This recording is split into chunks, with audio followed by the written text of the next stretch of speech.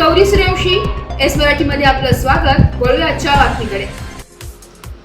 भोकरदन तालुक्यातील कोदा येथील जिल्हा परिषद शाळेसमोरील मुख्य रस्त्यावर सुरू असलेल्या जुगारावर सहाय्यक पोलीस निरीक्षक संतोष माने यांना मिळालेल्या गुप्त माहितीच्या आधारे पारत पोलिसांच्या पथकाने छापा मारल्याची घटना दिनांक 30 जुलै रोजी घडली असून शिवाजी भुजगराव घनगाव वय वर्ष 45 राहणार कोदा, रमेश तुकाराम काळे वय वर्ष 40 राहणार आणवा, कृष्णा शामराव चौधरी वय वर्ष 28 राहणार आणवा, समाधान सुरेश आसवार वय वर्ष 23 राहणार कोदा, गजानन हरित जित्ते वय वर्ष 30 राहणार आणवा अशा 5 जुगारांना अटक करण्यात आली असून शंकर पंडित सुलताने, गणेश शंकर पाडळे हे 2 जुगारी फरार होण्यास यशस्वी ठरले असून या सर्वांकडून एकूण 2,53,830 रुपयांचा मुद्देमाल जप्त करण्यात आला असून याबाबत पारत पोलीस ठाण्यात 30 जुलै रोजी 7 जणांविरुद्ध फिर्यादी विनोद सखाराम इंगळे वर्ष 31 पोलीस कॉन्स्टेबल नेमणूक पारत पोलीस स्टेशन यांच्या फिर्यादीवरून